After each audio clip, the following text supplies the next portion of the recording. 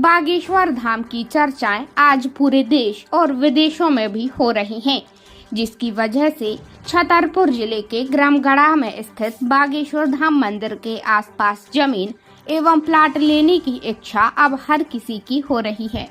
यहाँ पर जमीनों की कीमत भी आसमान छू रही है। ऐसे में जमीन के मामलों को लेकर धोखाधड़ी करने वाले माफिया भी खूब पनप रहे हैं। ऐसे में बागेश्वर धाम के पीठाधीश्वर पंडित धीरेन्द्र कृष्ण शास्त्री के रिश्तेदारों पर भी जमीन के कारोबार में धोखाधड़ी के आरोप लगने लगे हैं। दरअसल यहाँ के विख्यात पंडित धीरेन्द्र शास्त्री के चचेरे भाई दीपेंद्र गर्ग की मुसीबत बढ़ गई। राजस्थान की एक महिला ने उस पर 55 लाख रुपए की धोखाधड़ी का आरोप लगाया है। उसने बागेश्वर धाम में प्लाट खरीदने के नाम पर महिला से ये धोखाधड़ी की है। महिला का आरोप है कि रुपये लेने के बाद आरोपी ने उसे जमीन नहीं दी है।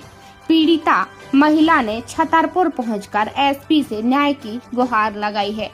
उसका कहना है कि या तो उसे जमीन मिले या उसके रुपये वापस किए जाएं। पुलिस इस धोखाधड़ी की जांच करने की बात कह रही है। राजस्थान की महिला दाड़मी देवी ने एसपी ऑफिस में शिकायत के बाद मीडिया से बात की। उन्होंने कहा कि मैं कुछ दिन पहले बागेश्वर धाम आई थी। मैं यहाँ 15 दिन रुकी और धाम के आसपास जमीन देखी।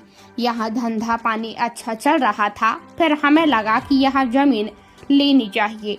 हमने पता किया कि यह जमीन किसकी है। इसी बीच किसी ने बताया कि ये जमीन दीपेंद्र गर्ग की है।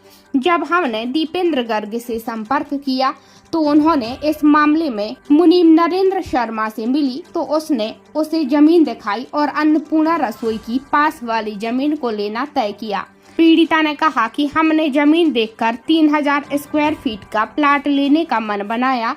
इसके बाद हमने नरेंद्र को 15 लाख रुपए कैश पेमेंट किया। 9 लाख रुपए खाते में डाले। उसने जमानत के तौर पर हमारे चेक भी ले लिए। महिला का आरोप है कि उसके बाद हमने जमीन को लेकर बात आगे बढ़ाई। हमने दीपेंद्र से कहा कि जो चेक हमने दिए हैं वो उसे कैश करा ले। इस बात पर दीपेंद्र ने कहा कि तुमने मुनीम को जो रुपये दिए हैं उसका हमें कुछ भी पता नहीं है, तुम उसी से बात करो। इसके बाद मुझे 2 रजिस्ट्रियां थमा दी गई। ये रजिस्ट्रियां किसकी हैं, महिला को ये भी जानकारी नहीं है। पीड़ित महिला ने एसपी कार्यालय पहुंचकर न्याय की गुहार लगाई और क्या कुछ आरोप लगाए हैं आपको सुनाते हैं। हम बागेश्वर धाम पे आए थे तो दर्शन करने के लिए यहाँ 15 दिन रुके थे। 15 दिन के बीच हमने वहाँ घूमा फिरा, देखा तो ज़मीन बहुत अच्छी तरह से बिक रही थी। वहाँ बिजनेस बहुत अच्छा हो रहा था। तो हम भी अर्जी लगाने के लिए मैंने कहा यहाँ रुकना पड़ेगा। तो कोई पैसे हमारे बच्चियों की शादी के लिए भी इकट्ठा किया था। कुछ मैंने कहा अपने खेत वेत पे गिरवी रख के पैसे ले आए। पैसे करके कुछ उधार पैसे भी ला के हमने यहाँ ज़मीन लेने का निश्चय किया। तो हमने पैसे ला के जो ज़मीन लेने का जब मन बनाया तो हम यहाँ से पूछताछ की कि भाई ज़मीन किसका है, क्या है। तो वहाँ बताया कि दीपेंद्र महाराज का ज़मीन है, मैंने मौके पे हैं, इसकी अच्छी कीमत आएगी। तो यहाँ बोले आप एक प्लॉट खरीद लो। तो फिर हम जाके दीपेंद्र महाराज से मिले। दीपेंद्र महाराज ने अपने मुनीम नरेंद्र शर्मा से मिलाए। नरेंद्र शर्मा ने हमसे बातचीत की और बात समझाई कि 3000 स्क्वायर फीट से ये ज़मीन आपकी रहेगी।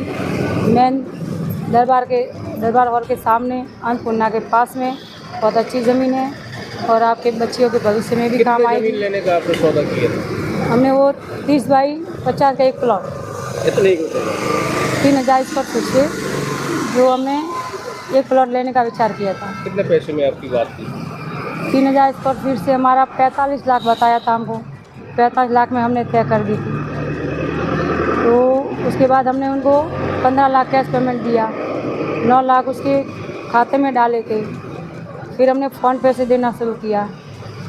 फिर उन्होंने मेरी एक ज़मीन लेते वक्त राजस्थान वाले चेक मांगे थे। बोले आप राजस्थान की रहने वाली है तो आपकी ज़मानत के तौर पे हमें चेक दे दो। हमने वो चेक भी दिए थे। वो चेक देने के बाद उन्होंने उसके दीपेंद्र महाराज के पास रख लिए थे। जब हम चेक से पेमेंट देने के लिए बोला कि भाई आपके पास चेक पड़े हैं वो चेक लगा के हमारा पेमेंट ले लो, बाकी का है वो। तो नरेंद्र शर्मा ने कहा कि कोई बात नहीं, दादा ने बोला है दीपन महाराज ने कि आप कोई भी चेक दे दो, चाहे चेक में दे दो, कैश में दे दो, कैसा भी पेमेंट दे दो, तो आपको कोई तकलीफ नहीं आएगी, कोई प्रॉब्लम नहीं होगी। अब क्या कर रहे हैं वो लोग? वो अब कह रहे हैं कि जो तुमने पैसे दिए वो हमें मालूम नहीं, तुमने हमारे मुनीम को दिए तो तुम जानो और मुनीम जाने। पैसा देने के बाद आपको जमीन मिली कि नहीं मिली? ना तो ज़मीन दिया है, ना मुझे कब्जा दिया है, ना उसका पक्की रजिस्ट्री दिया है। टोटल कितना पैसा जमा हुआ? रजिस्ट्री की है उसकी? रजिस्ट्री 2 रजिस्ट्री करके दे दी मेरे को। एक प्लॉट मांगा था और पता नहीं ये कौन से प्लॉट का और रजिस्ट्री दे दिया मुझे। फर्जी रजिस्ट्री है क्या? हाँ, वो फर्जी रजिस्ट्री हुई ना। तो कहाँ आई हैं आज आप? मैं आज तो एसपी ऑफिस में आई थी आवेदन देने के लिए। तो वो लोग तो मुझे वहाँ, मैं चाहती हूँ कि मुझे न्याय मिल जाए, मेरा पैसा भी मिल जाए या मुझे ज़मीन मिल जाए।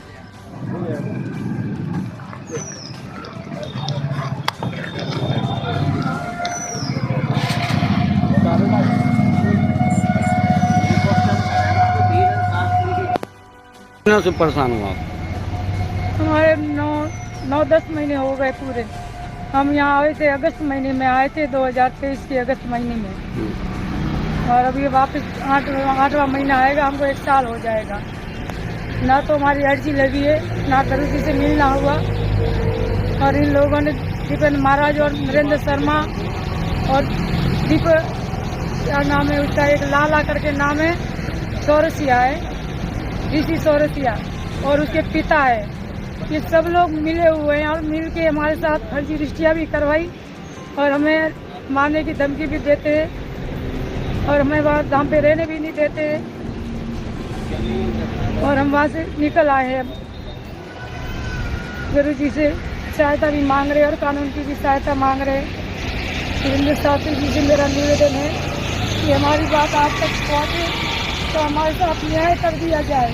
हम गुरु जी वीरेंद्र शास्त्री जी से निवेदन करते हैं कि जो आप मुझे दंड देंगे वो हम भुगतने के लिए तैयार हैं, लेकिन हमारे साथ न्याय कीजिए वीरेंद्र शास्त्री जी महाराज, हम आपसे न्याय मांग रहे हैं। हम बहुत दूर से आपके पास आशा लेके आए थे, महाराज जी हमारे ऊपर दया करके हमारा न्याय कर दो। जो भी हमारे साथ हो रहा है उसमें हमारा पैसा ही वापस दिला दो, जमीन ना दे पाओ तो हमें पैसा ही दिला दो, मेरे बच्चियों के खातिर दिला दो। मैं अकेली महिला हूँ, इतना दूर अपने बागेश्वर धाम पे घर की सुख शांति के लिए आई थी, लेकिन ना हमारे को सुख शांति मिली, ना हमारा प्रसाद बिना, ना गुरुजी तक हमें किसी ने मिलने दिया। गुरुदेव आपसे मिलने के लिए हमने बहुत प्रयास किया, बहुत सेवादारों से भी पूछा, लेकिन हमको किसी ने आप तक पहुँचने। महिला ने आवेदन दिया है और तत्काल ही उसे मार्क करके थाना प्रभारी द्वारा जांच कराई जा रही है। एसडीओपी को भी निर्देश दिए हैं, दोनों अधिकारी उस मामले को देख रहे हैं। चूंकि पैसे संबंधी विवाद है, इसलिए उसे तथ्यात्मक रूप से पुष्टि करना आवश्यक है। जो भी पुष्टि होगी उस आधार पर अग्रिम कार्रवाई की जाएगी। कई मामले भी कार्रवाई कर रही थी। इस प्रकार के मामले जो भी आएंगे, कहीं से भी आए, पूरे जिले में कहीं से भी आएंगे, हमारी टीम को निर्देश दिए गए हैं जल्दी से जल्दी उसकी जांच करें।